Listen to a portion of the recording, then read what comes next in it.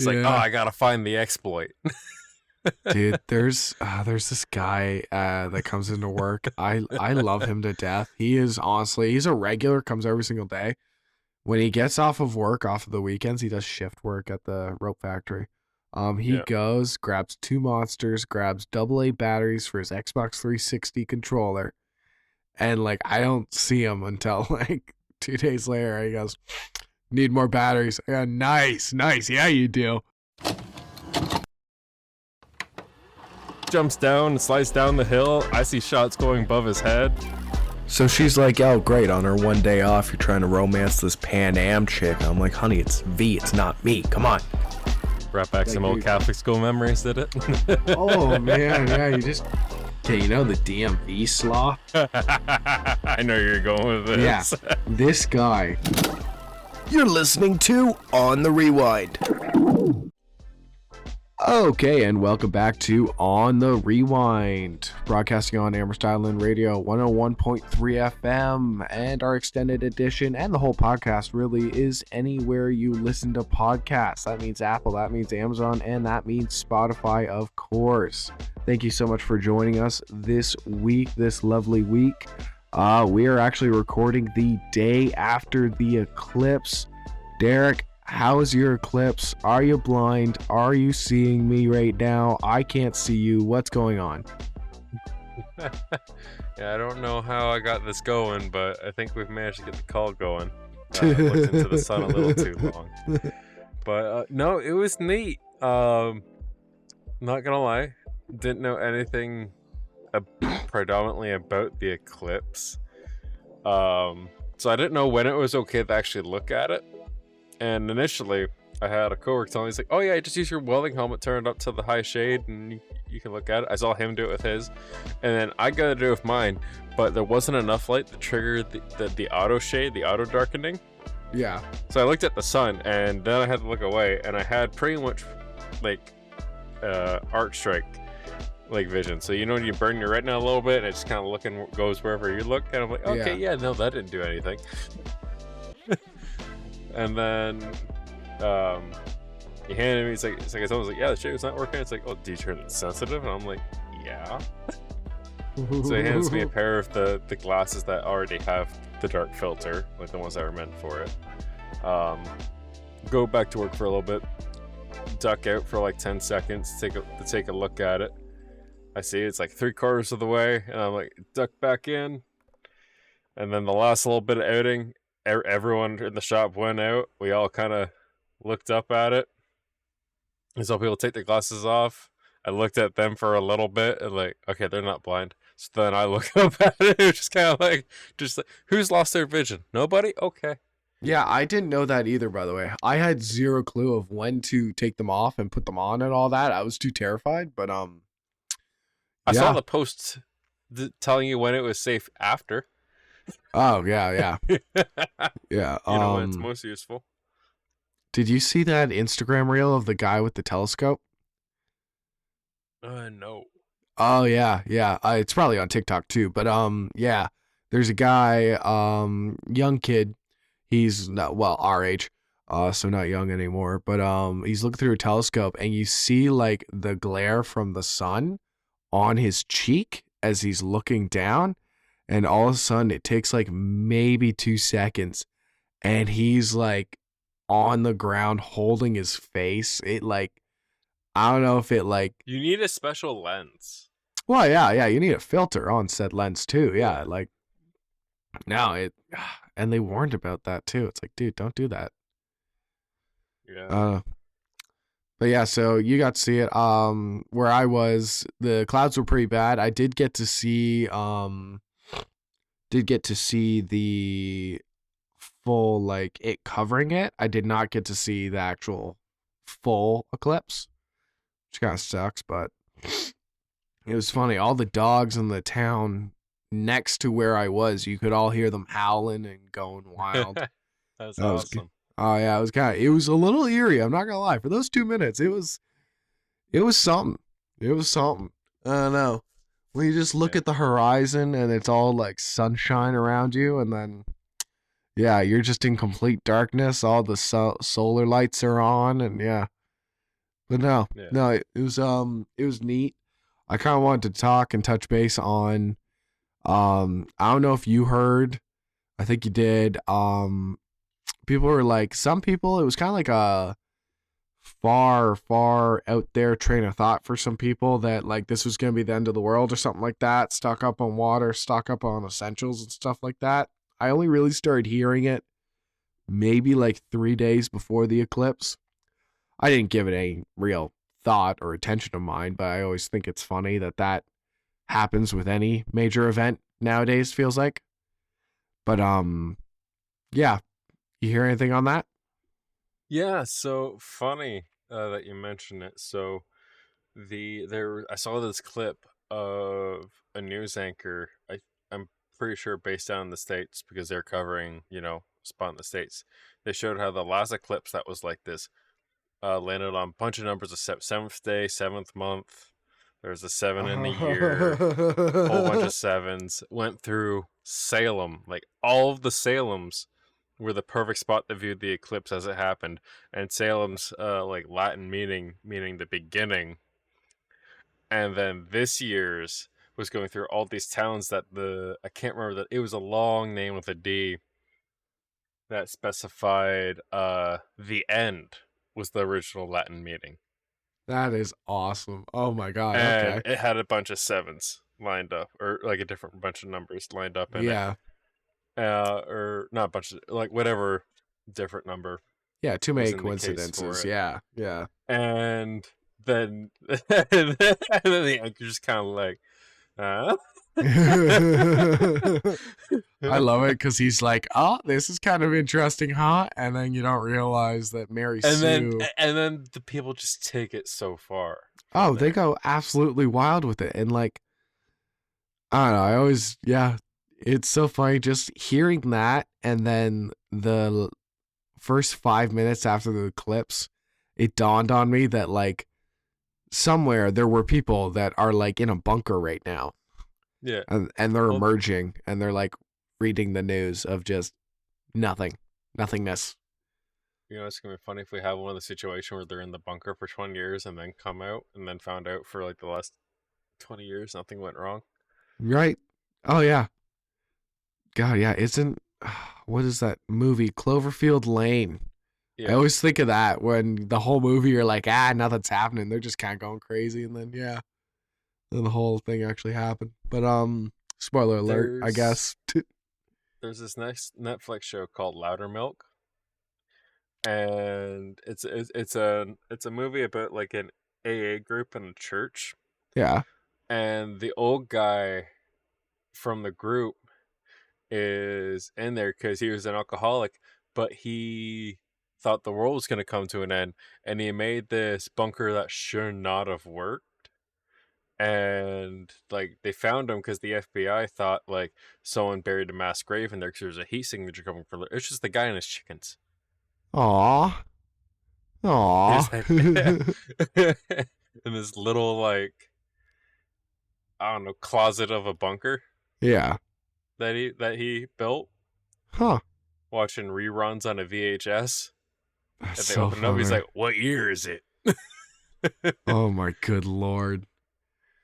Yeah, every once in a while I get like that where I'm like, it'd be really sick to have like a panic room at least. Not full on bunker. But that's just because I want the luxury of it. I don't see anything ever happening in my life, knock on wood, that I would need it, but the appeal is there. If anything, I'd make a speakeasy. That would be my panic room. That'd be neat. Right? Yeah. Just like a bookshelf that leads you into a speakeasy by the neighbors, like a portion of the neighbor's house, and move their wall. Yeah. Yeah. But yeah, I don't know. I found that kind of like a fun little part of the eclipse. For the rest of it, it was interesting. Actually, where I was, there was a group of us, and then there was another group that was within earshot, and there was one dad that was just they were going nuts.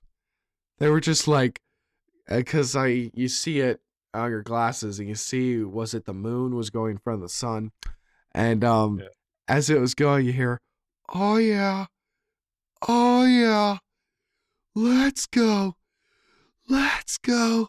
And then it does the full eclipse, and I hear him scream at the top of his lungs, "That's what I'm talking about. Yeah, baby." I'm like, I look over, and I thought something else was going on for the longest time. And all of a Yeah. sudden, also you look over, and he's just like, he's a pretty buff dude too. And he's like flexing, like at the moon over the sun. And I'm like, dude, I want whatever is going on at that party. Like, yeah. Then it was. I heard there was like posts on Facebook. Apparently that was a very common thing, is everyone just like going, "Let's go." Really? Yeah, it's like apparently it was like happening in like Oshawa, Kingston, everywhere. There's Oh like my people God. were hearing the neighbors go on about it. What's funny is kind of back to like the apocalypse of it all.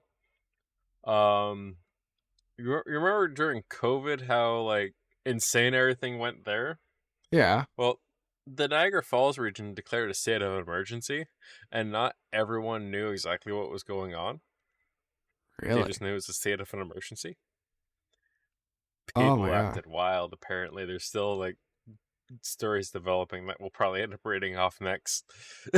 Well, yeah, no, that makes sense. If you somehow don't know an eclipse is happening, but you get the state of an emergency, and then all of a sudden the sky goes dark, you're like, you just look to your wife, it's like, "I've been cheating on you for 5 years," and run away. And just like, you just take someone else's car, you just pull them out of traffic. Yeah. I don't know. I always think that's the funniest thing to think of just like, remember a few years ago when Hawaii had that missile warning? Oh, yeah. Yeah. And like Jim Carrey, I think it was, just pulled over his car, went onto a beach and just sat down and he just thought of, I think he called his family. And he just thought, and like they talked and just accepted the world. I don't know. I always think of like the one guy that had a lot of demons in his closet, and he thought, "Screw it, I'm gonna tell everyone." I don't know. That's always a fun thing to think about. Yeah, the Jim Carrey thing was kind of wild. How that became like a that was a bit on TV for a while. He went around doing interviews about that. Oh yeah, because I think it was his. But the T-shirts they sold afterwards, I survived. Oh yeah, the orbital laser in Hawaii or whatever the one it was. Yeah. Well, yeah, it is. I think it was his publicist that called him and said, like, "I'm so sorry, but yeah, this is it. There's no way we can get you anywhere safe." Yeah, I think I was hung up, called his family. Yeah. Oh man, that is nuts. That's nuts. But yeah, sorry, go on. Yeah, but I don't know how what I had to say next is nowhere near the Jim Carrey level. But yeah, there was supposed to be like 1 million people coming to like Kingston because it was one of the best spots to view it. Yeah. And I'm thinking, oh god, my commute's gonna be hell on the way home. Yeah. Not a problem. Other than they shifted it down to 1 lane on like two lane traffic. Yeah. Not a problem. Well, yeah. I was expecting like in-town traffic from Belleville to Deserano that day was awful, but as soon as I hop on the 401, I was like, it was clear. It was actually the nicest drive I've had on the 401 in a while. It was packed. Don't get me wrong. Like it was like for our area, it was a lot. But Yeah. as someone who's commuted to Toronto multiple times, Yeah. nothing you haven't seen doing that. Yeah. Yeah, which is weird because I think the estimate, the actual true one was like 500,000, which still for Kingston, that's nuts. That's a lot. But like, yeah, nothing. Also, so I worked on the eclipse and I worked the next day, and I was expecting like a huge rush of people coming back from the eclipse, like wherever they stayed at. Nothing too surprising, nothing too Yeah. exciting. Yeah. They're even issuing warnings that, like, hey, make sure you're on if even if it's just your regular commute, make sure you have a full tank of gas because you might be idling in traffic for a long period of time. They're issuing all these sorts of warnings. Oh yeah, yeah. They were saying don't stop. Like, I think they were having a big worry that like people are gonna stop and get out and look at it. Which, I'm sorry, if you do, that's natural selection at its best. If you stop at a stop sign or something and do that, I actually was driving through Deserano and someone had their ducks out in the lawn and one went into the road. A guy stopped in front of me and I thought, oh, he's gonna shoot the duck back on. He's a great guy. Guy pulls out a camera, pulls out a legit pro camera, sits in the middle of the street taking photos of the duck. I'm like, and we had a pilot behind him. Apparently we had nowhere to be. We had no. He already somehow found out our schedules and we were fine. He called in to our boss for us, said, "You're fine. No, it's okay. They could be a little late." Yeah, I think everyone has a little bit too much of on the protagonist syndrome. Oh yeah, main character syndrome. God, Yeah. that's so funny. But yeah. So that was kind of just like our update from the eclipse. It was kind of It was cool to look at, though. right. Yeah, I'm not like one of those people that was super into it, but I'm also not one of those people that like was too cool for it. I enjoyed it. I get you. I kind of followed the same line. Like, when everyone was staring at it there, it's like, I looked at it. I'm like, oh, that's cool. Took a picture of it. I know you weren't supposed to, but like, until I got to like 30 times zoom, the eclipse didn't even show up on my lens anyway. So I'm like, That's it's not so going to hurt funny. it. Yeah. And then I was just kind of like, all right, look Yeah. at it. Look at everybody. Look at it. I got work to do. Yeah. I went back in. I was the first one back in, and even the boss was just like, cool, eh? I was like, yeah, it was neat. And Yeah. he almost like looked like everyone set aside time, so you're good. And I just went right back to work, just like, yeah, no. Well, yeah. It's one of those things where like I'm not gonna like stay inside and protest it. I'm gonna look at it, but like, yeah, I know there's a lot of people with like astral signs in it, but also on the opposite end, I hate how if something becomes too popular, the vast majority of people think it's cool to usually old white guys, but they're just like, I don't give a hell about it. But yeah. It's like Nickelback. There's everyone knows a Nickelback song. Yeah. Usually Rockstar. Yeah. And almost everyone craps on it, but they're like, but also when it comes on, just watch them try not to sing. Yeah. Yeah, I know. Alone. Just feels like anytime now, it's like if something gets too big, it's like, well, I can't be the one that's into that, so Yeah, or you have people that my excuse is like, yeah, I listen to like the pop music. Like, what was it? There's been like 3 Taylor Swift songs. I don't listen to Taylor Swift, but they get like good metal covers. Okay. Like good, like I'm just, and it just comes on. I'm like, oh, this is a banger. All the lyrics are awesome. I start complimenting the crap out of it, and I find it's a Taylor Swift song. I'm like, all right, yeah. not gonna listen to Taylor Swift, but all right. Right? It's like, no, just like what you like. Don't put other people's opinions on it. It's like the last time I think I heard like Taylor Swift was like the Romeo and Juliet song, or it was like Katy Perry. I don't know. I don't listen to a lot of pop.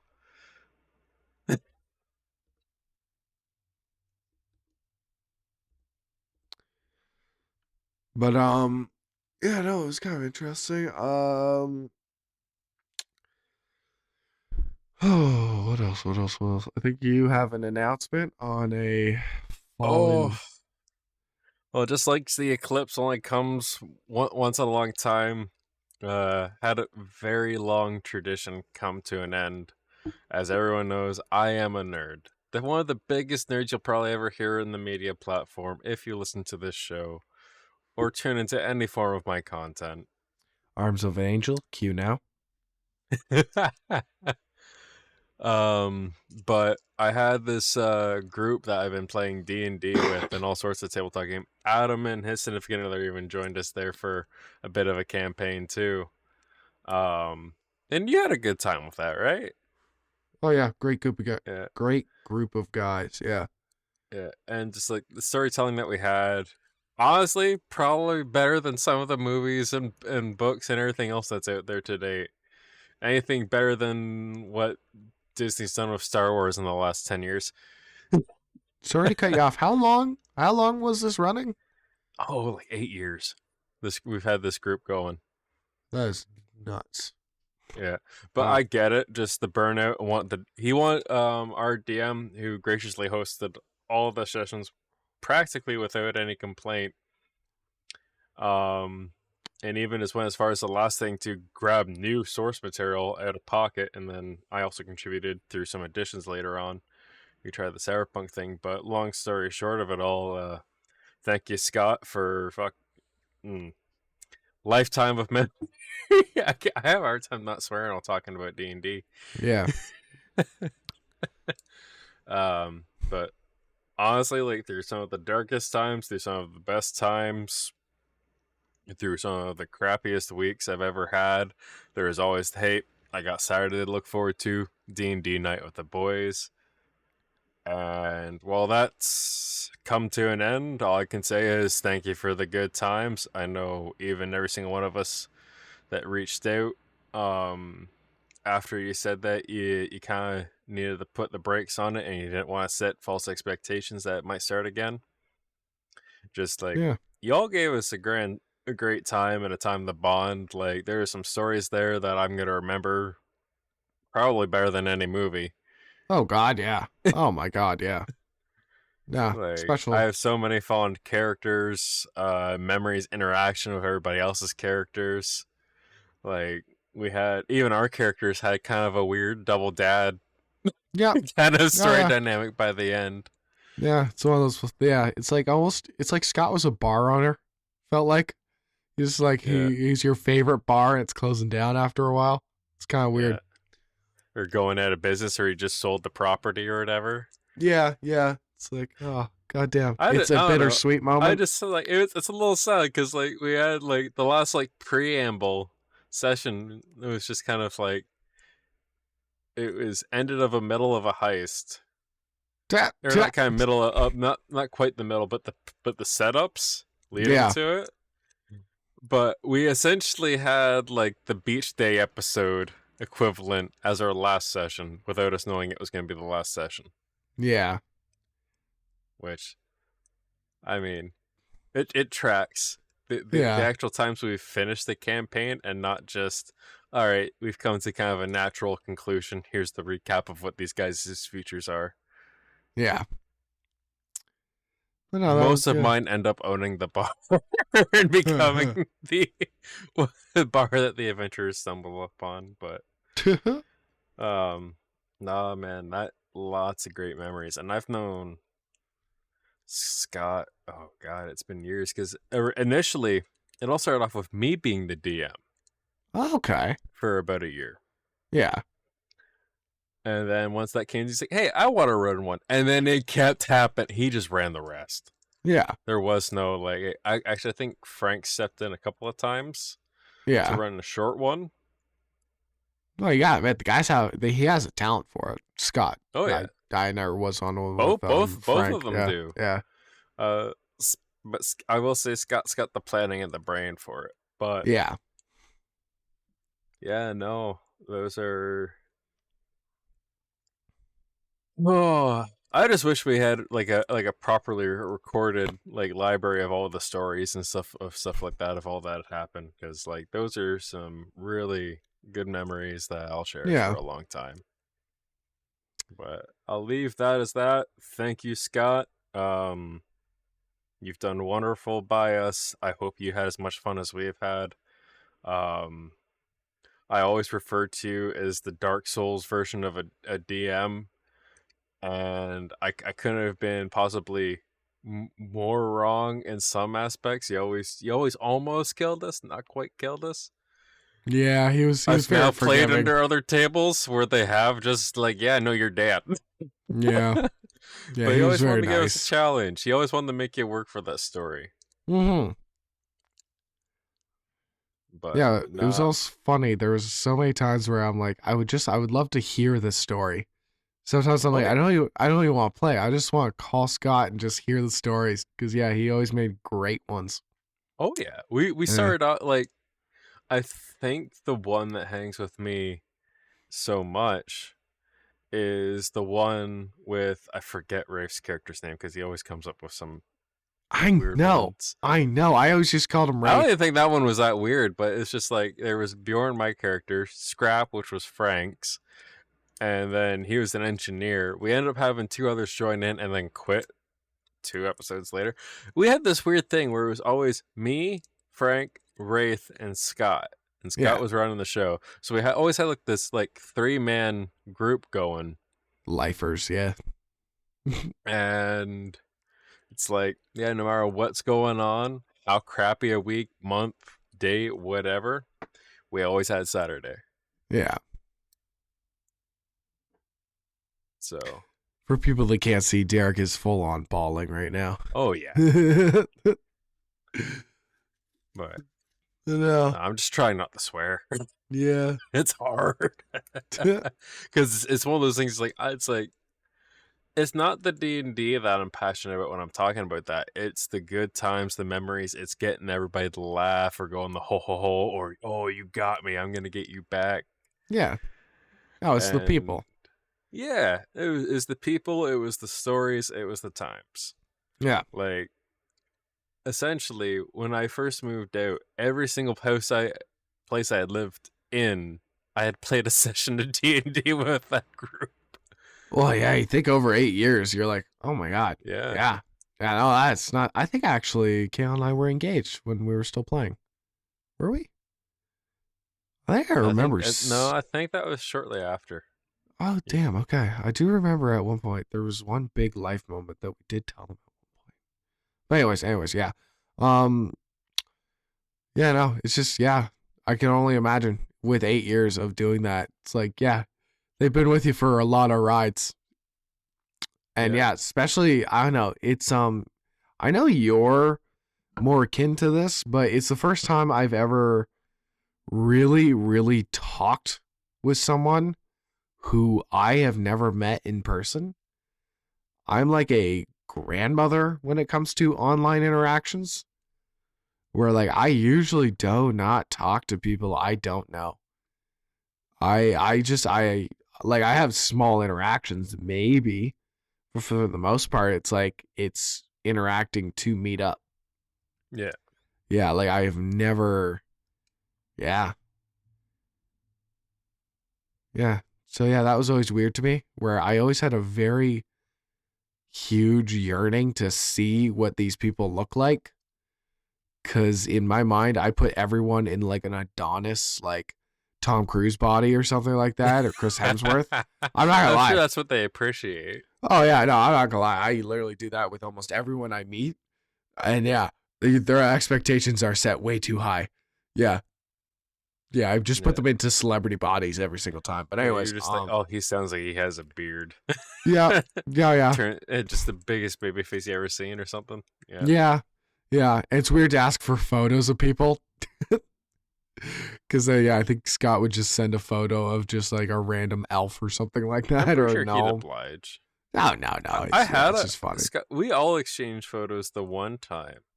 I think it was like in our after our first year of doing it. Yeah. Well, I would hope that the curiosity would eventually get to you guys where you're like, what do you I think it was all look just like one of us posted a work selfie. Just like, oh, okay, yeah. Yeah. I swear. Yeah, just write down in the Discord chat. Yeah. Yeah. I would hope that the curiosity would get to all you guys eventually. Especially if you saw one of you like the work selfie, I would immediately be like, okay, we gotta do something here. We all have to. I have to see what you guys look like. Immediately, it's like eventually everyone just posted a work selfie. Yeah. Oh god, that'd be so neat to see. The thing is, I can't remember what Scott looks like. I can vividly remember what Frank looks like. Yeah. Yeah. Frank looks like Is, he'd played D&D, but he's also ex-military. isn't Scott as well? No. Oh my god. Okay. All right. He was like originally from like Minnesota, and then I think he moved to like Texas or something. All right. Right. And He's yeah. and for the longest time while he was in Minnesota, I called him the honorary Canadian. Oh yeah. Yeah, Is saw cheese and crackers. crumbs. Is Wraith into tech? Is that what what he does for a living? I don't remember, to be honest. Wraith is one of those ones. He's very private. Yeah, but then he'll start talking. He's just like, is he in opens up to- Vegas? Like when you get a sneak peek of his life, it's like, what do you do? Are you Batman? What's going on? Because He like likes he to always, portray that energy, though, for sure. oh yeah, no, you could tell he loves it. But when like the off chance he doesn't realize that he's opening up about where he is and what he's doing, I'm just like, what do you do? What's going on here? And then if you ever ask him and push, he is not going to tell you.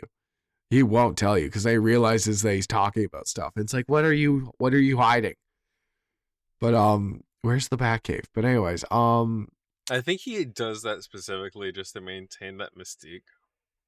yeah, which makes sense because it is kind of funny. He's big into VR for a little while there. Okay. I was trying to talk to him about getting him in on some stuff for VR, but yeah. Then I think that kind of just eventually slowly just fell through a little bit there. But it was actually he loves having the intellectual conversation. So like some nights it's just like, oh man, I'm already cutting it close because like I'm already keeping the misses up and we're already past 11. Yeah. And like the session will end, and he's just like, and he'll like start the beginning. He's like, oh hey, have you heard of this? And I'll get pulled in this, and I don't mind it. It's just sometimes the timing's bad. It's actually kind of fun having those conversations with him. We'll have these like pure intellect conversations. Yeah.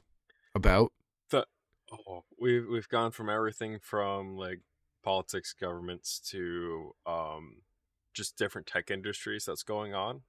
Okay, see, to, like, that's why I keep thinking he's in tech, because like he's weirdly specific. I keep up with tech too, though, and I'm like a welder, so yeah.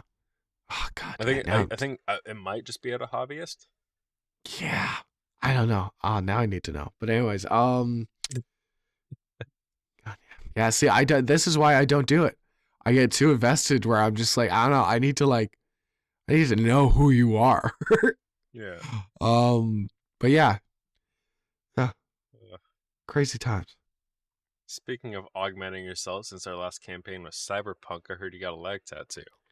Yeah. So, yeah, speaking of knowing what people look like in real life, I'm getting tatted up. My arms are pretty much full for anything big. I could put some small stuff on there, but for the most part, they're pretty full. I want to start doing chest work and back work, but I won a free tattoo, and it was a $500 tattoo of my choice. The piece I wanted it to be pretty big, so it ended up being like a $700 tattoo. Pretty much the whole top side of my left thigh was this King Kong on the Empire State Building with planes going around him, except King Kong's holding the Arizona green tea can. And it's all kind of in like arcade style, Sharpie lines. Sharpie lines just means they have to go over every single line 3 times, which sucks. Yeah, we're still on the Amherst Island Radio 101.3 FM broadcast edition, so this is gonna have to be a little bit censored. Anyways, I had the worst pain I've ever experienced with the tattoo. It was close to the top of my thigh, and I was attack your lower extremities. Yeah, I was sitting very well. We were going on hour 2 of 3. all feeling fine, and then all of a sudden, it was like this one part of the plane propeller hit a nerve, and it felt like molten lava going down to the left chestnut. And it was like, right, that was a good one. Yeah, so it was like someone was holding a lighter to it for about a minute and 30 seconds. I felt like I might pass out at one point, because it's so funny, because right chestnut doing completely fine, chill as a cucumber, didn't really have a worry in the world, didn't know what was going on. And then just the guy right next to you is just screaming his head off and like trying to find a gun to do it. Yeah. So that was all I really want to talk about with you, is like, I've had a lot of ink. I've had my ribs done. I've had quite a bit of stuff done where it's like, okay, that's kind of uncomfortable. I've never had one where I was debating on stopping and just saying, you know what, leave it half done on top. I was so close. Are you happy you stuck through it though? Oh yeah, I love it. It is kind of funny to have because I have a few smaller ones on my legs. I have one by my ankle, one on the left side, I think, of my calf. I believe so. But this is the first. This one is the biggest tattoo I've ever gotten. I just have a bunch of small ones that I added up because I like variety. But yeah, it's very nice. You don't realize how much you don't care about your thighs as you're walking. Like, you just brush into stuff. You kind of, like, you hit it, you slap your thigh sometimes, you rest stuff on your thighs. Yeah, you don't realize that until like your whole one side of your thigh is like a landmine just waiting to go off with just pure pain or blood. Also, as a metal worker, you know. Yeah, no clue. No way. Yeah. Also, the day afterwards, I was trying to kind of keep it chill. I worked, but I don't have that strenuous of a job. It just so happened that everyone called in and I had to go outside and pump gas. So I was walking all day and I sprung a leak. That was kind of funny because just it looked like motor oil was coming out, because I get all black work, by the way. I don't think I've ever said that. You get like the bag that goes over the tattoo. Yeah, Life Skin. Or no, not Life Skin. I'm thinking Life Straw. Second Skin. Yeah, so it's pretty good, but like it has its limits. It's not invincible. It's mostly just there to like protect it from the outside world. Usually creases up on you. But yeah, I don't know what I did, but the whole bottom pretty much came undone. And with the wearing shorts? No, pants. It was great. Yeah, no. Cause yeah, I literally, it was raining, but I was like, I haven't gotten wet yet. Why the hell is like my one leg? I look down and my jeans are like developing this huge black spot. And it's like, oh, that looks weird. Yeah. Cause like it would either, it wouldn't look like blood. Might from a distance, because it was like, it did not look like water. It was pure black, but yeah. So yeah, that's been my kind of fun experience with the tattoo. Like you stepped into a puddle of oil, or you kicked the pretty well by accident. Yeah. It looked unnatural to be a stain. If that makes sense. Did it stain your leg at all? Oh yeah. I had to wipe that off. Mind you, I had to get through the rest of the shift, so I just grabbed a roll of packing tape, which sucked taking off, but it was better than, because like it already was a huge spot and I was not done. Day after, Yeah. Still a lot of leakage to be had in the grossest way. But yeah, that was something I wanted. The left chestnut thing was the funniest thing ever to bring up to my tattoo artist that I've gone to for years and years now. Yeah. And I've been a good sitter. Like I've had like great seatings for it and never had an issue. And then all of a sudden I'm like, because usually I talk through the whole thing, right? And I go on my phone, I just have some fun. First time ever, I stopped talking. And I'm just like clenching and I'm like biting my lip. I'm like, I don't know what's gonna go on right now, but it's not gonna go well. It's not gonna go well. But yeah. So that's pretty much it. I do see that you and the missus might have been playing a game though. Yep. So I managed to convince the missus to try out Diablo 4. She liked that How to Survive game, Yeah. which was a top-down zombie shooter. Okay. And then I also got into Vampire Survivors for a bit, which was another top-down game. So it's kind of been a theme. If it's top-down, she can see her surroundings, and she's not locked into that first person. Oh, okay. She's happy with sniper scopes, though. Weird. Then she tends to like the game a little bit more, but she doesn't like games that it's you're constantly upgrading your items all the time. Like, oh, I picked up a new gun that's like 2% better. Swap it out. I can respect that. Yeah. She doesn't like the number mathematic-y kind of trying to gain the advantage statistically. Yeah. So I take care of that for her. Too, that's funny. Yeah. But I don't like rarities on items. yeah, like, pretty much. Yeah. If they're all the She doesn't same. care for that. Like, it's one of those things, like, if the game, it's like, you got your M4A1 and you got your AK, and it's not like 4 tiers of each, it's just those guns. Yeah. She's happy. I respect that. Yeah, definitely. Definitely. And to be fair, when it comes to Ghost Recon, I'm like that too. But yeah. Oh, yeah, I turned that off. Yeah. But with the Game Pass there, Diablo 4 got onto it. So booted up on the Xbox, booted up on the computer, and we ended up doing some co-op setting. She's playing the druid, and the druid can shapeshift into a werewolf. Oh, that's sick. All of your attacks, if you want it to be the case. Yeah. So, yeah, she's liking that. Yeah, she's just a werewolf doing the thing, and I'm just a little rogue in the background with a bow. It's like, I'm gonna send the beast after you. It's like the hunter and the dog, but the dog's a werewolf. Coming at you strong and fierce. That's kind of dope, though. I like that. Yeah, we've only had 2 sessions. The first one, she was not feeling good. She was kind of feeling on the rough, and it was just kind of like, all right, well, let's preoccupy you with something. So we played for a little bit, and then the other day, she's like, "Hey, you want to play a game?" And I'm like, "She's asking me." Aww.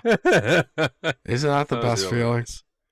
Yeah. Yeah, and so we're not too far. I fell off of the game originally because I just found the traveling so slow, and I was playing it solo, and you know me, I'm a social creature. I like playing my games in co-op. Trust me, I know. I understand. I love you, but god damn. Yeah, so I need to play Outlast Trials with me, bud. Yeah, I know. It's so funny. Yeah. We also come from 2 different jobs. One where I have to fake being nice to people all day. And you have I kind of gotta do that at my job, but it's coworkers. That's only recently. That you've had to really stretch for that. You're a nice guy by nature, okay? I'm only nice to people I like, okay? So I fake it to about 200 people every day. I'm trying to learn how not to be nice, just be good. But following that, now, mind you, this is a video game, just preferencing there. It deals with mature themes in that sense.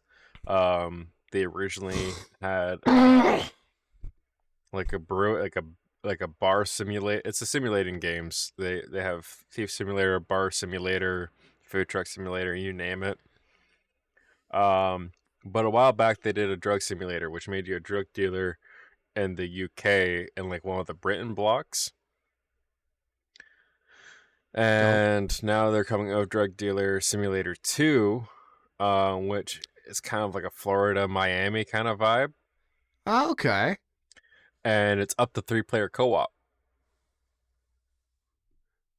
You have my attention, sir. Oh no, what's the So Django? Oh no, it no, no, goes in no. detail of everything from, doing your formulas, getting contacts, evading or paying off people, just to keep everything into kind of just a nice radio tight, just not going too indulgent, but essentially it gets not into like the itty gritty of like the messy side of dealing with the consequences, but it's at the same time it's like a tycoon game, just with illegal paraphernalia. Aw. Oh wait, you can get a demo right now. Okay. Yeah, All right. Cool. but Cool. yeah, I think next we had the TV and movie segment, but one kind of tuned into a game, so I just want to touch on that. So I saw the Dune 2 movie. I'll touch on that a little bit more, but it made me so much more excited for the Dune Awakening. You know the game Conan Exiles? Yeah. Yes. Yeah. A So little bit. that I didn't play it, but so a that lot. developer is the same one that's making the Dune one, which they already have experience with Sandy Deserts. But Yeah. they also made a couple of other MMOs since then and a couple of other games, and they're taking kind of all their teams and pushing it into one big dev team. So I'm curious to see what they make out of that. There's a lot of Okay. hype, a lot of there's a private preview that, as far as everything goes, the YouTubers that went and saw it, they're saying it looks like it's probably gonna be the next big thing. Sweet.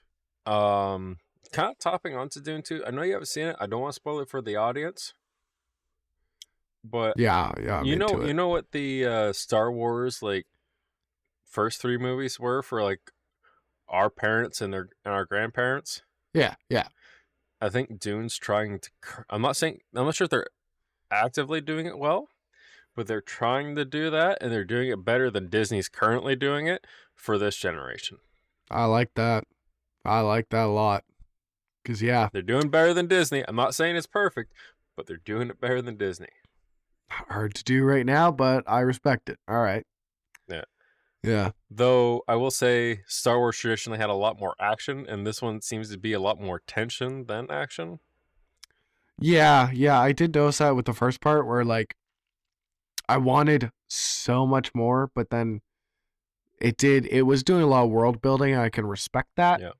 And now that the world building's been done, it's one of those things like a little bit of lore and subterfuge building, and then followed by probably like in a 3-hour movie, there's probably like 40 minutes of just like solid action, and then the rest of it's storytelling. Yeah. Okay. I like that. I like that a lot. I, for some reason, can't get the meme out of my head where it's hamburger, cheeseburger, hamburger, cheeseburger, hamburger, cheeseburger. You remember that? No. Yeah. Oh yeah, it's when it's in the first movie when the guy's floating and he's like, all the troops are getting ready. Excuse me. And like he's doing that weird mumble where I think he's praying for the troops. Okay. But if it puts up hamburger cheeseburger on the screen, it sounds exactly like he's going hamburger Hmm. cheeseburger. No, that's now ingrained in my head anytime I watch it. Yeah. But no, that's dope. That's really dope. Yeah. So yeah, we did Dune 2. Actually, yeah, just to go off of that, I did go to the movies too. I was thinking about watching Dune 2. Couldn't sit in a movie theater for that long. Just yeah, I forget what we had done that day, but it was a lot of sitting down, and I did not want to do more of it. So we watched Imaginary. So what's that about? So that is a horror movie. Me and my partner are super into horror. We were skeptical on it, but we also like bad horror, so it's fine. Pretty much it is about imaginary friends actually being demons that feed off of child's imagination, usually are good, but and like usually fade away with time as your imagination slowly goes down with growing up. they're usually weaning off of you and they're fine and they disappear with time. But if your imaginary friend is ripped apart from you for some reason, then they grow like bad, I guess is the only term I get. Like they hunger for the imagination and they don't do well with it. So yeah, pretty much it follows this chick who she had an imaginary friend growing up. The home situation wasn't the best. And the imaginary friend could tell that she was about to be taken by CAS, I guess. Like see that there was something that was going on that was going to pull them apart. So he tried taking her to the imaginary land where he's from. Yeah. And a whole bunch of things happened that pretty much almost got her, didn't get her. As soon as she leaves, it's one of those things where she can't remember anything about it. But it's in her childhood home. Father keeps on to the home for all this time. Father gets sick. She inherits the home. They move to the home. Lo and behold, her kid gets an imaginary friend. Exact same friend. Ooh. Yeah. And yeah. The only thing I will say about it, it wasn't an awful movie. Was it a bad horror or was it just okay? It was not a good horror. It was not a good horror. It was a subpar horror. There were a few things now that I'm thinking about it out loud that were kind of left untold. For anyone who's seen the trailers, the Chauncey character, which is the imaginary bear friend thing, that was good. There was a twist in it, like a mid-movie twist, like not a huge pivotal point to it, that I personally loved. The thing that I can spoil and bring up, because you're going to immediately notice it as soon as you start watching it, the girl, not her kid, but the original girl, she had a babysitter who like witnessed Chauncey, her imaginary friend, trying to get her into the imaginary world, and she saw things she can't explain. So she devotes her life to figuring out what imaginary friends really are. So guess who does way too much explaining and hand-holding throughout 15 minutes of this whole movie? It's just That's like, a trend. oh yeah, I can't stand it. I can't stand it at all. Like this portal opens up to the imaginary world and she goes, that's a portal that you have to go through into the imaginary world, and that's where the imaginary friends all live.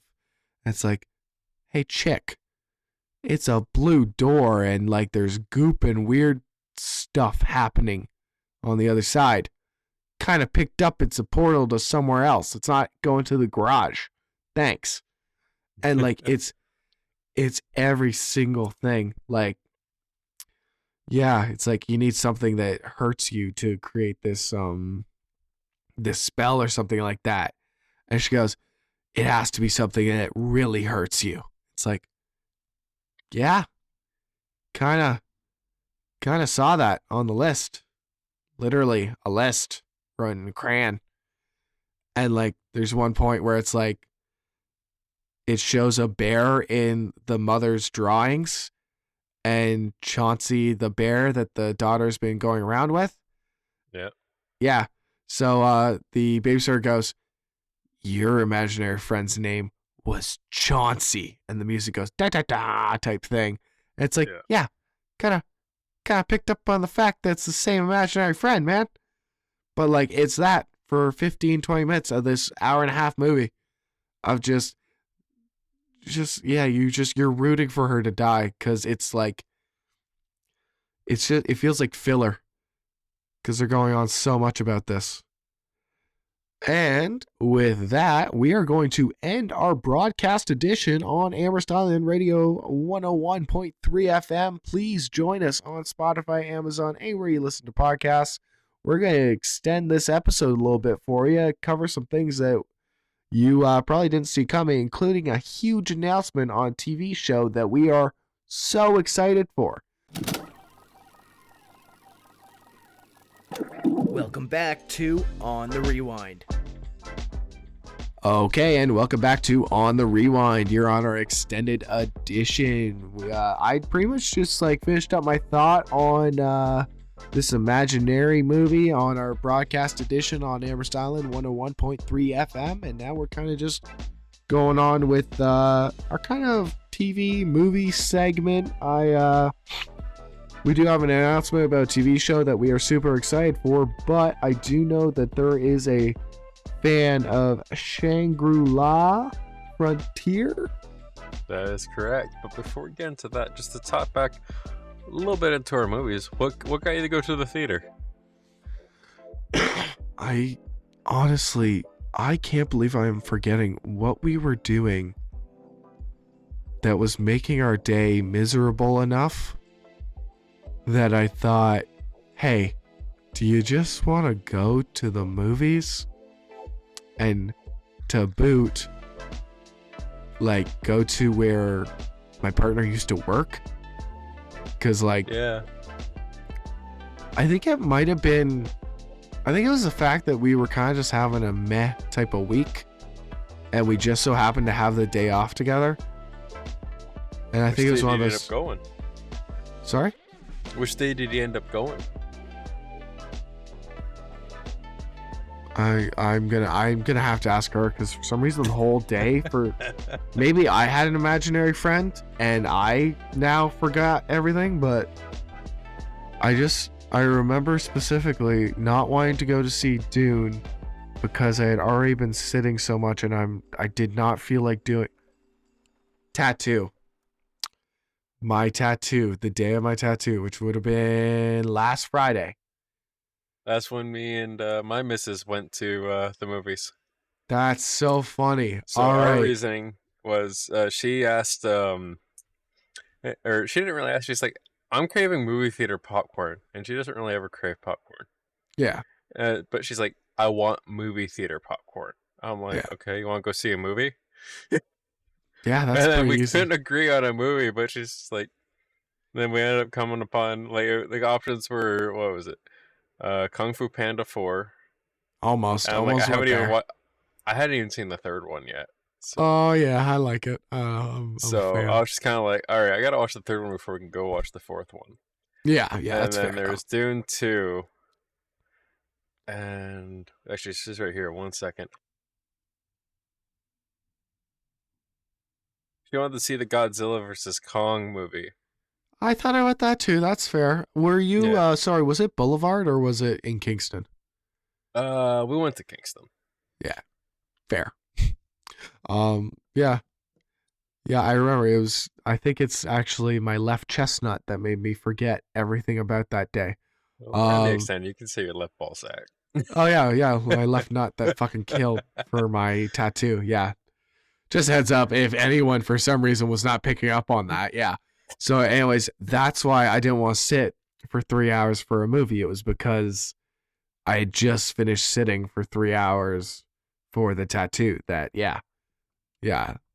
all makes sense, because I was actually, I was really blanking. I'm like, I remember the reasoning. I don't remember the reasoning for the reasoning. But it's expensive nowadays, though. Jeez. Oh yeah. Oh yeah. We just for the 2 bags of popcorn and the drink combo thing, for the combo for 2 people, Yeah, $40. I was just like, man, it used to be $40 for the tickets, and then $20 for commissary. Did you go? You went to Cineplex, you said? Yeah. Yeah, this is the first time I've gone to Cineplex in a while. I've been going to Landmark, and Landmark spoiled me. Yo, did it not though? Oh my god! Dude. But I had vouchers for Cineplex, so it was kind of like, all right, go to Cineplex. I'm like, yeah, well now I don't have vouchers. Even with the CAA discount, no, it's Landmark's cheaper. Oh yeah, and also the seats are better. The seats are better. Snacks, you get slushies still. I'm a Yeah. big slushy guy, so I Well, love they got that. Starbucks and Cineplex now. Yeah. No, you're not getting me. You're not getting me anymore. Yeah. They got booze at Landmark. They got these cookies that Kayla loves. They got everything and more. I'm done. I So can't. the Boulevard, next week on I think Wednesdays, they're doing a showing of the Godzilla versus Kong. I know the seats aren't the greatest, but probably cheap. Yeah. Can't really go there, but yeah. Oh, Yeah. okay. Anyway, so Shangri-La? Shangri-La. So as we discussed on the show before, I'm a pursuer of some of the animes, and more towards the nerdier side of things, or even I like some of the demonic, um, ones as well. The ones where they're fighting the demons and stuff like that. Just kind of just tends to be. I don't know. Got into it in high school, fall off of it. Couldn't find anything on TV. Started watching anime again. Even got into one with the missus. I don't typically watch the romance ones, but she's found two that she really likes, so we've been slowly watching those. But for Shangri-La Frontier, so the whole premise, they got 25 episodes out. You can go watch it now. Crunchyroll, full season's out. Yeah. But kind of to recap it. So this guy he doesn't play like the AAA games. He finds the really crappy indie games. Yeah. The ones that are broken, buggy, everything else. People that are like it's player versus player, and you're finding bugs to use to brutalize other players with the bugs, Mm-hmm. kind of thing.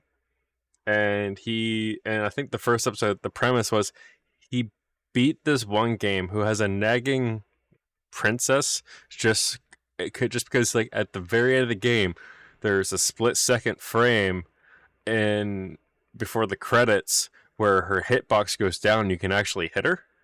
Huh. So he angrily plays this whole game just so he can get that shot at her. Oh, yeah, I'll funny. give you that. That's a funny premise. It's like if Princess Peach was just nagging you about taking out the trash while you're on your way to save her the whole time. That's funny. It's just like one point in Borderlands where you could actually kill Claptrap. Pretty much. Like, yeah, that's funny. I like that. Yeah. I like that idea.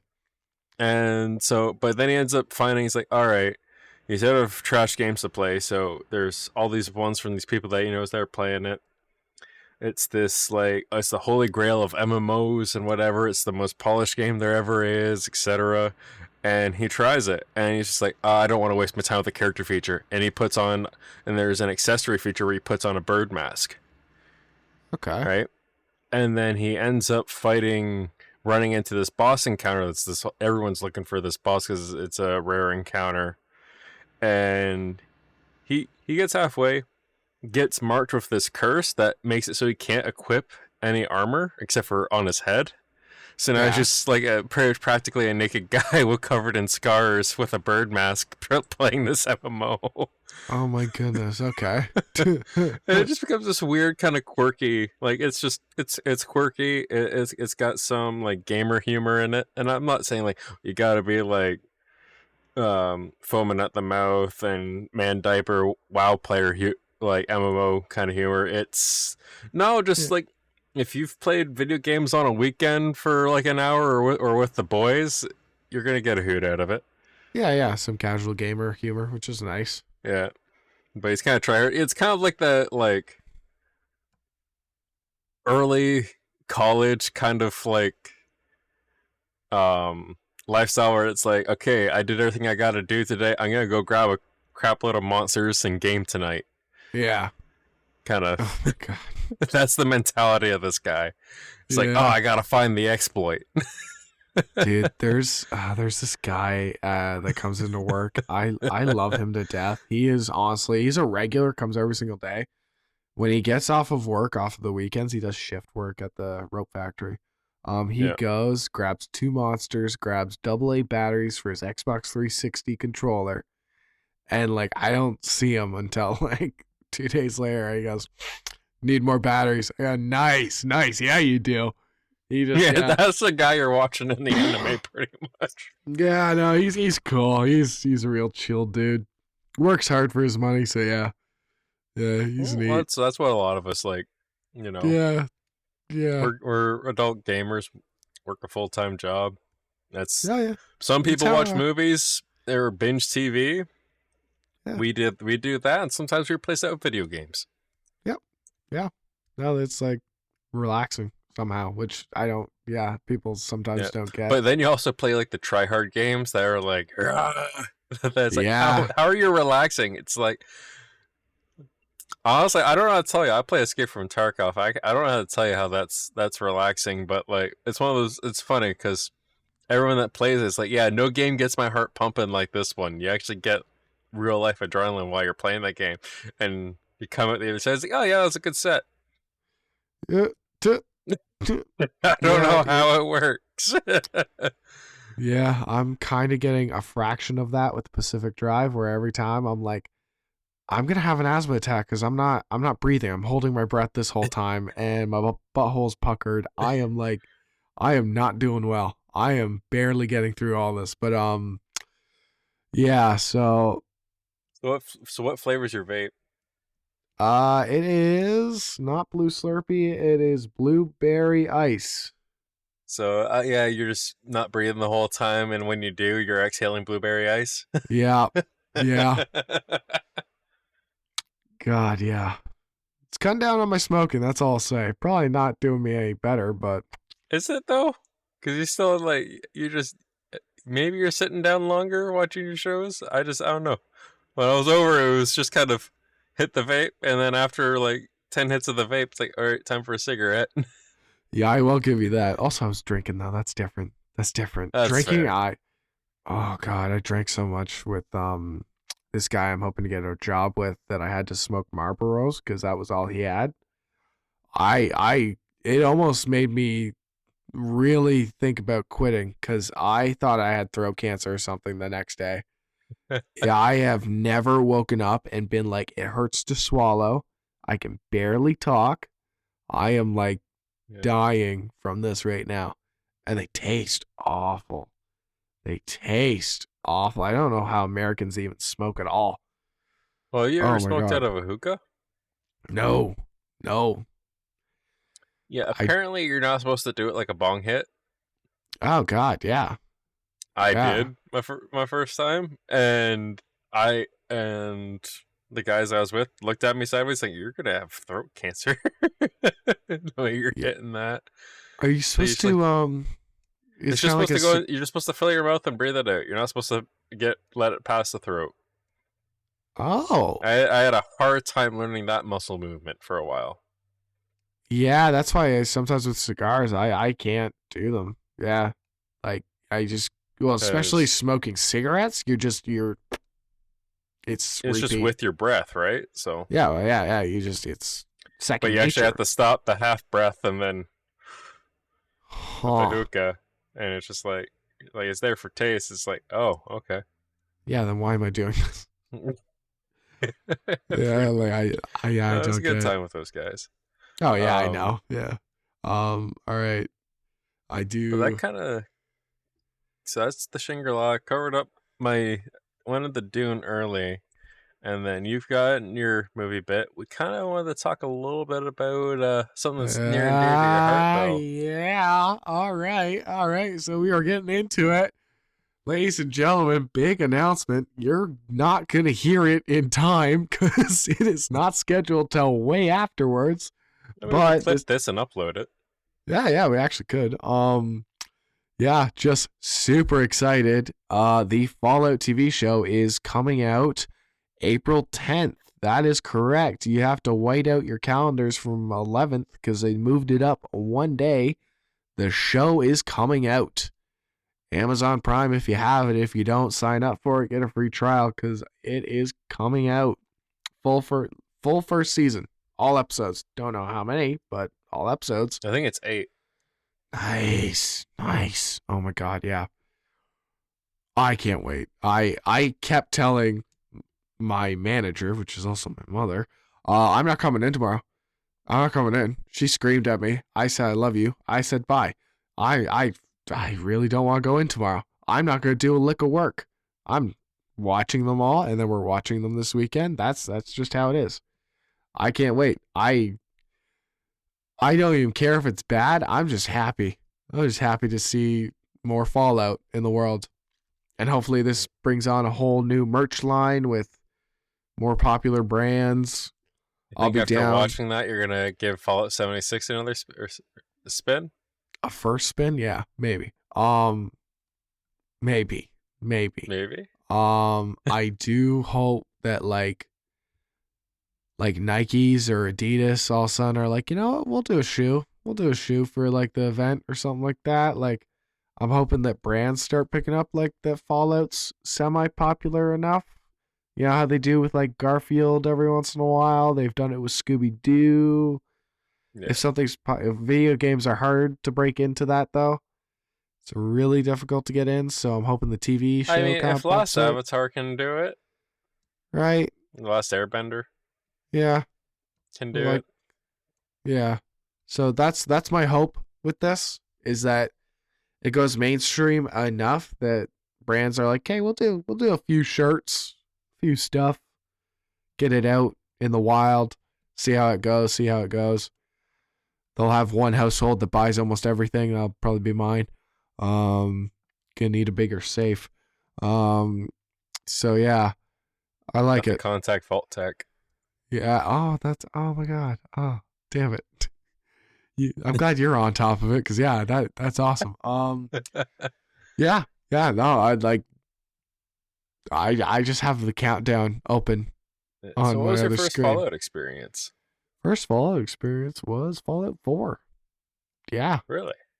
Yeah, no, I came to it extremely. I think I've told you this before. I was pretty into the most generic white kid gaming in elementary school. It was pretty much Call of Duty and Grand Theft Auto. That was it. That was all I played. High school, I didn't play a lick of anything until I think it was GTA 5 got me back into gaming. And then I started expanding out a bit. I was like, well, I'll try like more mainstream stuff. I never really explored too well. And then college hit, and I remember I was playing Mad Max, that game that they came out. Mm-hmm. I didn't mind it, and for a while I was just playing UFC and Steep. Okay. And then I think halfway through college it really just exploded.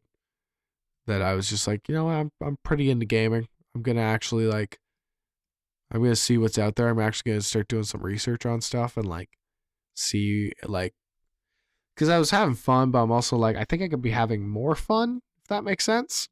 Yeah. Like I could find where my tastes lie, because it's such a big medium, right? So. Oh yeah.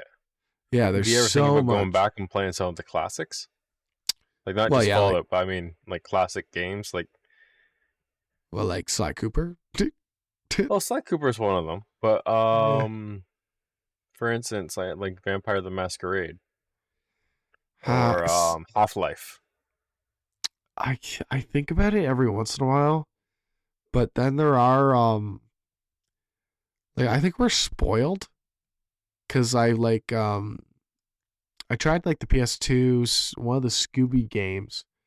I was playing it and I'm like, I am having fun, but I just finished playing Cyberpunk at that point, and I'm like, I am being spoiled by mechanics that are like out of my realm of like even knowing how they work. That like, this is fun, but I am like, I think I'm developing something where I am not satisfied right now. And like almost you have like an itch for more and more and open world and this and that. Like, so I started finding myself wanting more linear games, because I don't find myself having the time to really commit to an open world game half the time. If it's like Cyberpunk 2077 was probably like the last open world game. Like, and I've played Dragon's Dogma 2. That's a good game. Yeah. I'm gonna try chipping at it some more, but like the last two games, like, mind you, I've even played like Borderlands 3. I've got Elden Ring. I guess so. I guess 3. So Cyberpunk 2077, Dying Light 2, and Red Dead Redemption 2. Yeah. Or like the last open world games that I actually went in, beat the game, did some extras. I will give you it. It does get taxing after a while, especially because it takes you so long that you like start looking at other games. Yeah. And you're like, I've taken so long to do this. What am I doing here? Yeah, I get you. Yeah. Whereas now my affinity is for something like Outlast Trials, Helldivers 2, actually to play with some friends that I've been meaning to keep up with better. I against my better judgment re-downloaded Fortnite, and I haven't touched that since it was the PvE before the Battle Royale. Yeah, when it was supposed to be saving the world, and it was just supposed to be that before they innovated to compete with PUBG at the time. Like, I remember playing the first season of that just a little bit. I had like 2 unlocks from it. It's so funny. Yeah, that is really funny. I do every once in a while get the Minecraft itch. Yeah, that's one of those ones where it's like, I feel like I've done all I've wanted to do with that. Yeah, see, I get an idea in my head. I'm like, I'd love to see that out. And then, well, like last time we had a server, I had the church in my head, and I did it, and then I was stuck. I'm like, I have no idea what to do now. I'm done. I tried. That was kind of me after I built my stone castle on top of the hill. I'm like, I'm gonna try and naturally shape this hill's elements. I'm gonna flatten the very tip top of it, and just turn it into a castle and shape the features into it. Yeah. Once you if you have a big enough idea, you have to I don't know. Then it's like, well, what do I do now? And it's like, well, any idea I have is either too big and I don't feel like doing it, or it's small and I don't feel like doing it. Yeah. I don't know, all your motivation. You get creative into wanting to build something there, whereas I feel like my creativity, and it shows in when I've played D&D and stuff like that, is how can I stretch these percentile boosts into a big, nice, juicy something at the end. That's funny. Like leveling up type deal? Kind of. So it's like, okay, if I exceed this crit multiplier with this, like, it's like, okay, it's like, for instance, I'll describe my current D&D character on the Wednesday games.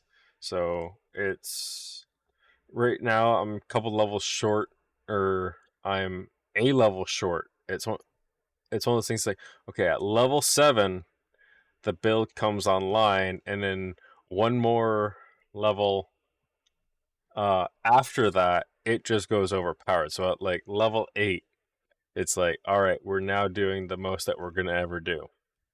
Okay. And the rest is just adding more and gets better over time. Yeah. So essentially, it took the crossbow expert feat. Normally, with weapons, you have like strength or dexterity. Yeah. They have to use, but with the class artificer, certain infusions and setup you can do. You can gain proficiency with different weapons, as well as you can turn any magical weapon. You can use your intelligence to make the attack with instead of your strength or dexterity. Right? Okay. So now you can pretty much, when you're buying your points, you can just spend as little as you want on the minimum of those, so you can multi-class.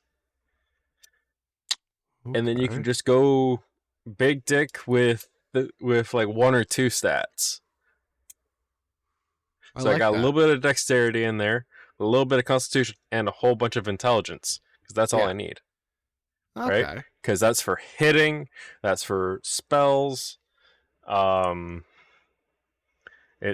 yeah, and how you can amp that up is with the Blood Hunter class. There's a subclass in there called Mutagen, where you pretty much become the Witcher, but you can temporarily boost some of your stats with some of the things there. So right now, I think, yeah, I have a 17 score in my intelligence right now. Yeah. But with the boost, I can put it up to 20. Duh. So now that's a +5. I have the fighting style with archery, so that's 2. I have proficiency of, I think, 3. So that's 10 there. And This is then also I the game have- where the guys try to kill you, right? Oh yeah. Yeah. No wonder. Both my arms are not original. And then so essentially it works out to like a +12 just to hit. Yeah. And then you know how when you were playing with me, how I had Orin, the Great Weapon Master, I took a -5 to hit, and I'd get doing a flat 10 to my attack. Yeah. Yeah, well, there's a thing for range ones to do that too. It's called Sharpshooter, which when I level up, I'm grabbing that feat.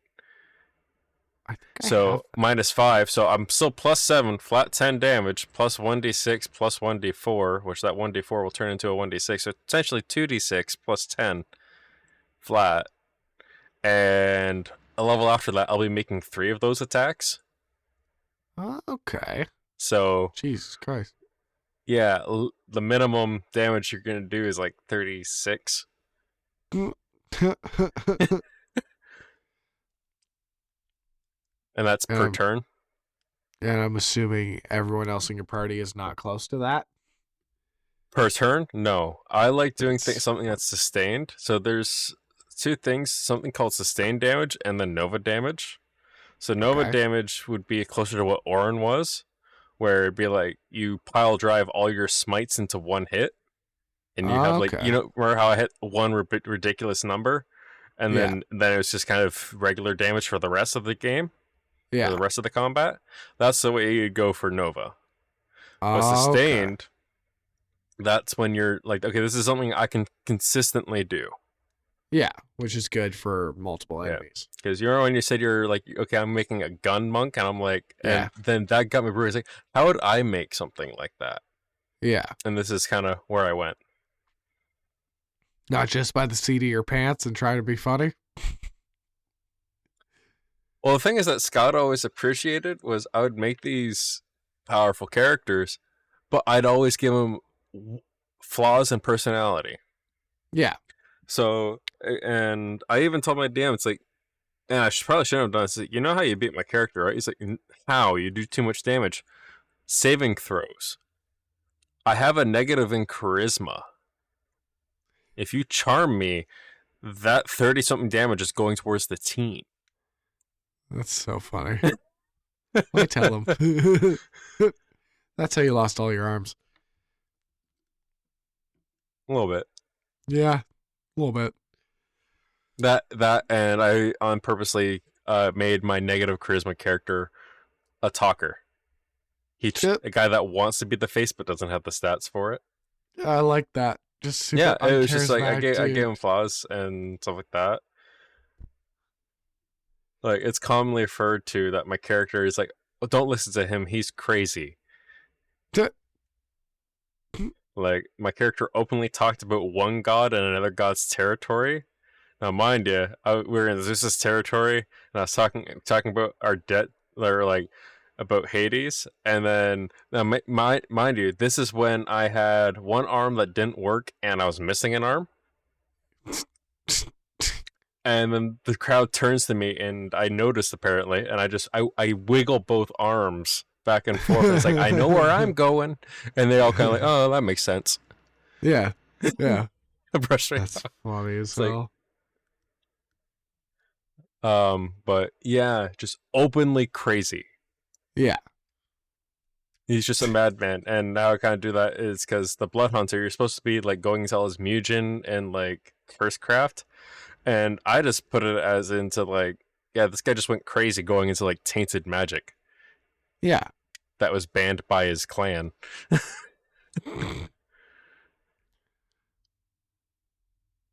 So yeah, Yeah, no, you're. I give them overpowered personalities, God. and that's how they let me. And that's why they let me get away with this character that's built for combat, but nothing else. It's like, what are you good at? B&E and killing things.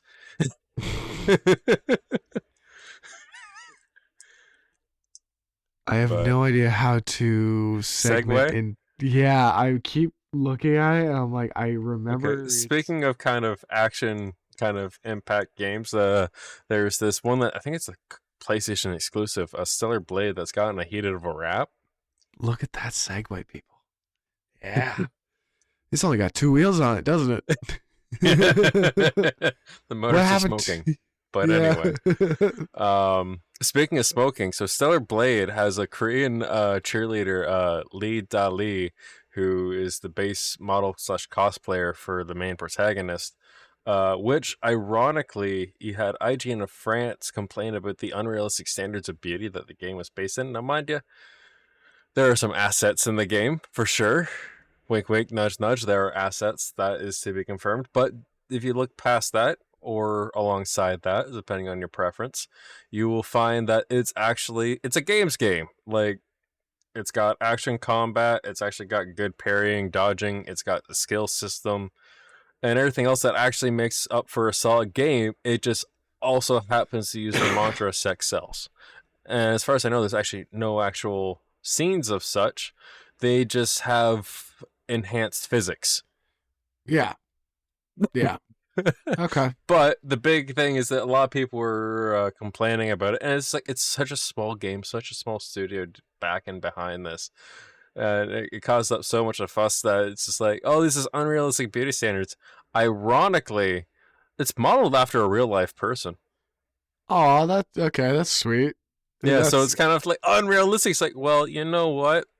Yeah, here you go. Here's the person. Would that not be the biggest confidence boost to you? Yeah. If all of a sudden they're like, this is unrealistic standards. That makes no sense. There's no way a human looks that good. I would probably, yeah. And I just walk in. It's like, yeah, I know. Tell me about it. It's like, oh my God. I'd cry probably. I'd have such a good day. I'd be way too cocky and insufferable, but yeah.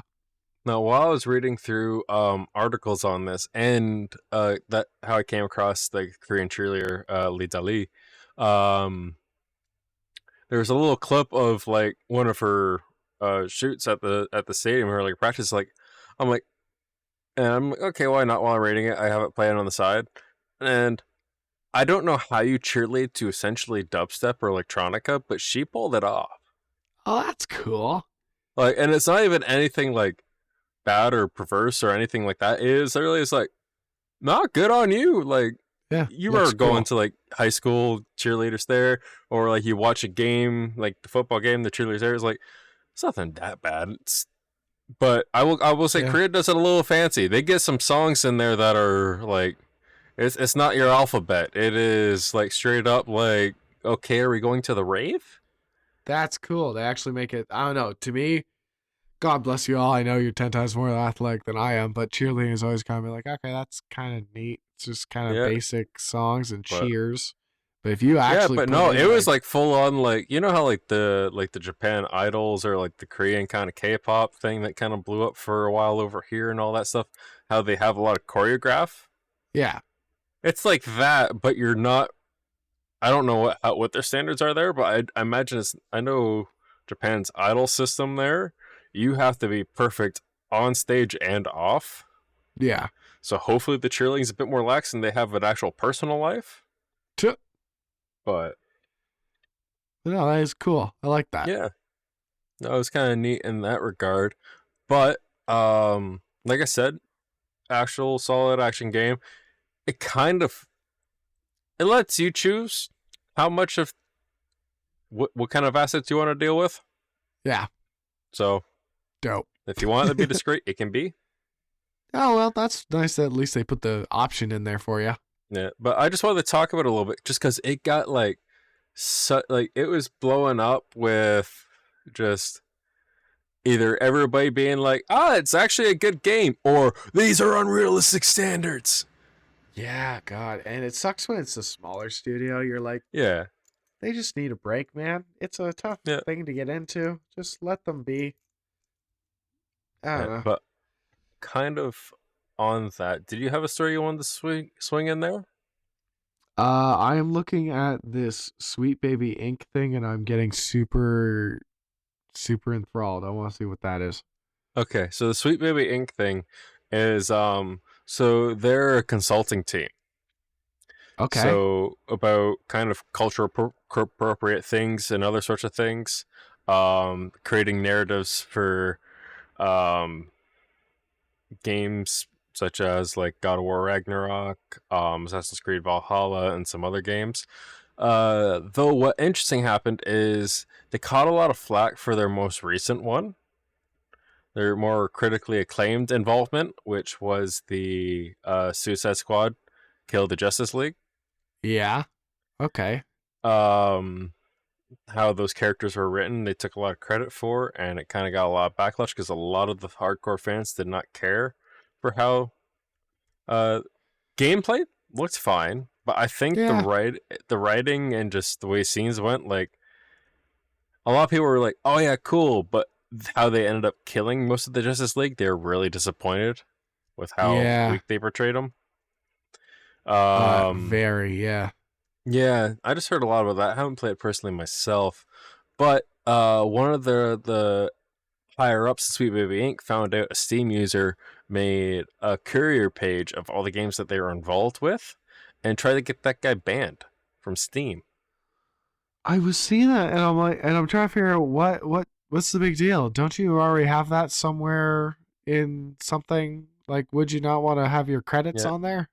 It's like, are you not yeah, proud of your I work? get that it wasn't painted in the brightest light. It's like, hey, this flopped. Here's what they've also worked on, Yeah. and some other people had their complaints and such of that. But the biggest thing that blew them out of the water was them actively trying to get this Steam user banned.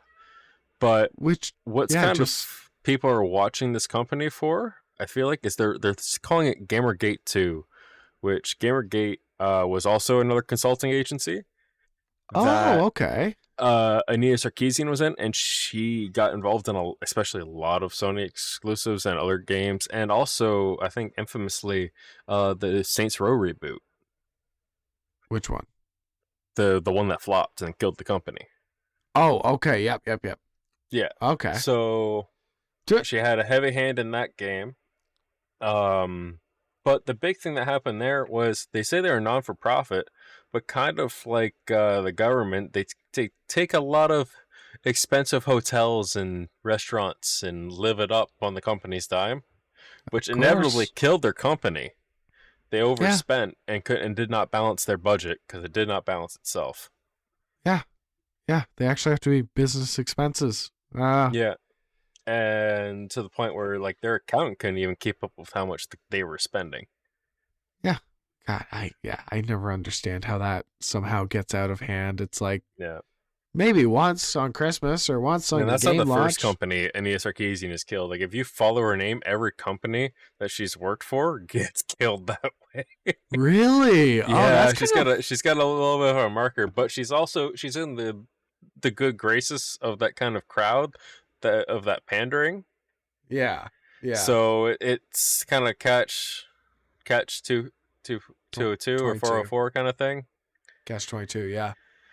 Oh, Yeah. that's kind of funny But though. essentially, speculation is if you dig under the hood of Sweet Baby Inc., you'll find the same kind of expenses. They must like Because a lot of these consulting firms, yeah. they all kind of end up pulling the same hat tricks. Yeah, like all of a sudden they're going for huge dinners and stuff like that on the Yeah, company's dime. they're Yeah. they're living it up off the company because they're hanging out with the big shots. But Well, these makes companies sense. aren't big shots. Yeah. It's just like they're third partying it. So They're third partying. They try and implement what narratives, and they implement some writing. Um, they Sweet Baby Inc. also took credit for the second protagonist, aside from Alan from Alan Wake 2. okay. Be the second protagonist, the detective was blocking that. They took huge credit for that, but according to the CEO or the head CEO developer, like they had nothing to do with that choice. That was planned from the get. Oh my god. So it's like they're trying to do all these like, oh, we're for you, but the evidence is pointing the other way. Yeah, well, I guess like you have to like prove your relevance and it's like you need to make a problem that you solve, I guess. Yeah.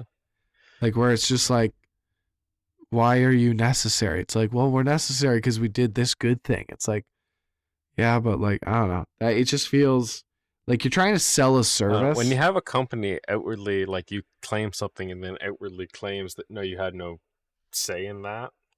Yeah, it just makes me think that you think you're inadequate and your service is not necessary, so you're trying to make it seem and that's necessary. A lot of these consulting things. Like a lot of people make a lot of money off these consulting things. Now I get legal consultants and everything else like that. Yeah, you want that sort of thing, especially when zoning districts and stuff like that. And then if you want to make sure, like especially in today's environment, hey, is this writing out of touch? Maybe, but also think about the time period you're placing your content or creation in. Also, I'm not saying you could do a testing group. When you got Django Unchained doing what it did, right? Yeah.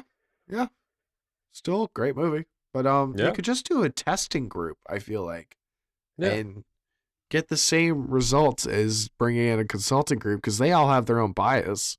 You do a proper testing group full of like different demographics, I think you would do the same, or target demographics, whatever you feel. But I feel like that would do the same thing and probably cheaper.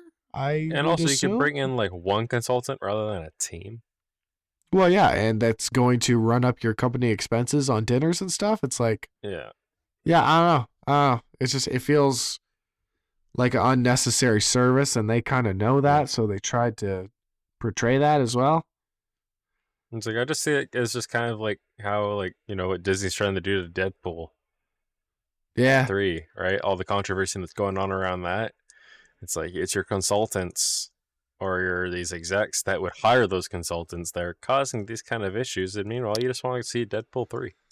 Yeah, it's like it's the one saving grace, man. And not the I can't do that. Yeah, that was the reason and if something's bad enough or is appropriately bad enough, the world will speak out about it anyway. And I get a lot of these consultings are supposed to be preventatives, but when you got games like that are going and selling horribly under what should have been a great IP, selling not even speculated marks, and And it's a consistent thing, like with the Star Wars thing, right? Like the newer Star Wars movies, it's like, and I think the biggest thing is like everyone wants their name to be on things, like credited, and all you need to do is change one word in a whole script, and then your name's on a credit. Yep. All you have to do is change one thing, even if it gets changed to something else afterwards. You change something, so therefore your name's in the credits. Yeah. It's all about your IMDb. Which is funny to say that the whole problem was that they almost made their credit list for the company and they're trying to ban a guy. That's where I'm trying to wrap my head around, where it's like, isn't that probably already on your website somewhere where you helped all these games? Yeah. I guess you just don't want the bad ones? I just think it's because it was painted in, like, I would say, like, it's not like, oh yeah, don't buy these games. It's like, this game flopped. Here's the other games they worked on if you don't want to support these people because they are... Well, it's not even that. It's just like, here's the games you were. But everyone took that as like, okay, here's the games if we don't want to support what they're doing because they're trying to actively ban this guy. Well, now they got a public list, right? Yeah. Okay, yeah. So I get why they want to silence that, but like... It's like trying to ban or censor critics. It's like you complain about all these your rights to this, the speech to that, the freedom of speech here and there, freedom of expression, and yet everyone's first go-to that disagrees with what they think of is just immediately let's silence them. Oh, well, yeah, and I know there's a huge threat of if it's a big publisher and you don't at least put a 7 on it, then like you're not getting the next game. They just blacklist you from getting it. So that's the problem is any game now is always rated at least 7 unless it's a indie developer. Then all of a sudden they're like, okay, well we can at least we can crap on it quite a bit. Funny thing about the 7, so the common consensus around Dragon's Dogma 2 is that it's the best 7 you'll ever play. Oh yeah? Oh, that's funny. Yeah. It's funny we were talking about Fallout here, and I'm actually looking at my Steam page here. I got Fallout 2. I got all the Fallouts right there. Yeah, I played a bit of New Vegas. I think I played a bit of 3. But Fallout 4, I don't know why. I've played so much of that. It's one of those ones that I never finished it. I always wanted to, if I was gonna do it, I want to mod it to all ends and do the VR. The VR would be sick. I always do quality of life mods mostly and building. Yeah. I love settlement building. I would probably do some mods to help make like the VR better. Like the experience in VR better. Oh yeah, like better controls because the default ones usually aren't the best, and no, it's like even Payday 2's VR thing. Like you want to mod that a little bit. Yeah, give it that extra step up. Yeah. Speaking of modding and the VR thing, you know that Ready or Not game came out with a full VR mod for it. Oh no! Oh yeah. Okay. What's the mod? Make it VR compatible. You use your controller, wave the gun around, and you can use your other one to yell at people and everything else like that. So sorry. We were talking about VR, and then I realized I was thinking of Contractors that was already VR and kind of like that. Ready or Not would be. I don't know. I'd be scared. You, me, John, and Nick have played that, and that was tense. I know. That's I what don't think we pulled one off successfully there. No, I know. And like, God love John, but like, he was getting angry, and I'm like, oh yeah, I'm sorry. I'm so sorry. I'm so sorry, sir. So I felt like I needed to salute, but no, that was that'd be an intense game. Yeah. All right. I wonder if VR would be better though, because you just put the gun around the corner, hold the trigger, and then you just see like the civilian feed just light up. You kill civilians. I think it would be good with like when you're trying to like put someone down and like tie them up. I think it would be nice that you're looking all around as you're doing it. Yeah. I would like that. That part would be nice. It is. I'm not sure how good the functionality is on that. From the bit I saw, the guy was shooting, yelling, and clearing hallways. Yeah, see, that'd be nice. Yeah. Yeah. All right. Any more news stories on the docket? Right off the docket. No. Currently, like I said, Dragon Documents 2 is out. It's actually phenomenally good there. It's a single player game, but what you get to do is you get to create your side character, and your side character get uploaded to a database for your other buddies to take out your side character to join their party. Oh yeah, you were talking about that. That's kind of sick. Yeah, so it's called the pawn system, but I think I covered in the last one there, so I'll leave it pretty much at that. Though we got the Dune Awakening coming at some point this year, supposedly. That's supposed to be the new kind of breakout MMO kind of space. Let's see how that goes. MMOs are kind of a dying art nowadays. Like you got your one sitting at the top, and everyone tries to take a jab at it, but they only last for so long.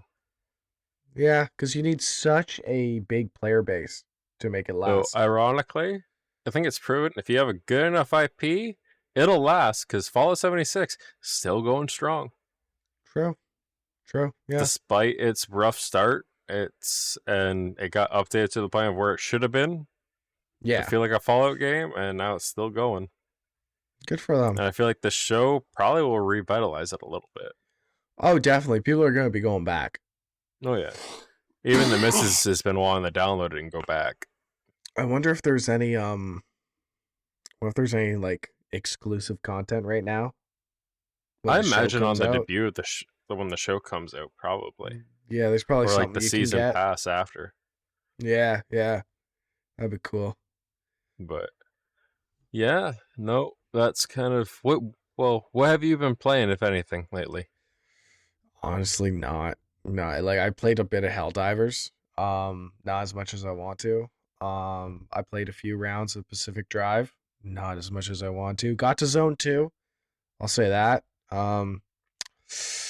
Really though? No. I have like I don't know why. I was actually talking to my partner over lunch about this.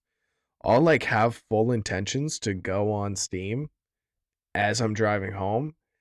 And then as I walk in the door, just everything kind of starts to like hit me, and I'll like hop on the couch to go on my phone a bit, and then I'm like, I'm here. I'm not moving. Social battery's dead. Motivation gone. Just on my phone. I'm on my phone watching. I kind of had that coming in this after work today. I was just like, after I got a hold of you, the schedule of this for on the way, and then I got home, talked to the missus. She went away for a minute, or no, actually no, I'm thinking about the day before.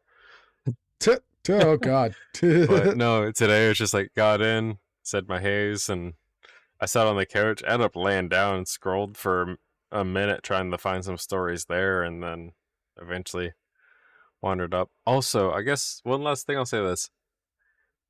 There's an ice cream shop downtown. I want to drag you to it. They have this one flavor called Moon Mist.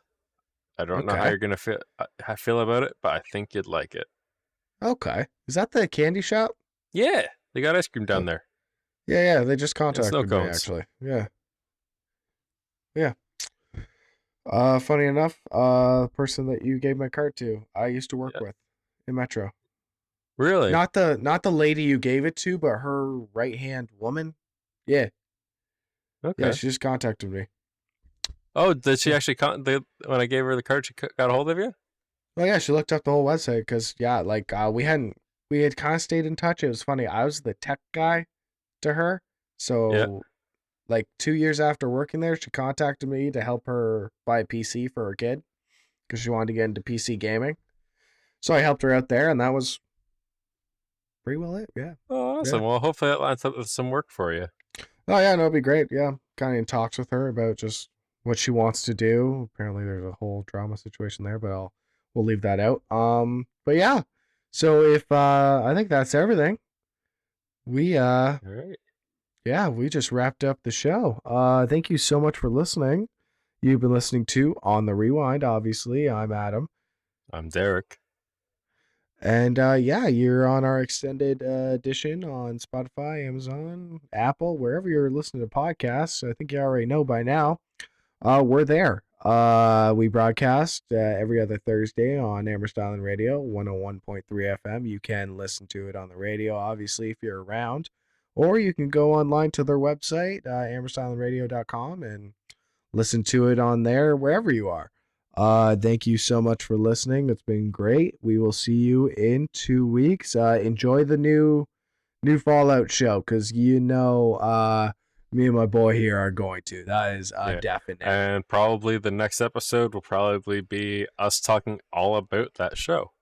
Actually, yeah. Watch it, because there's going to be a spoiler cast, the whole thing. That's all it's going to be. You got like a few weeks. Yeah, so there's no excuse. All right, people. Yeah. Bye. Bye-bye.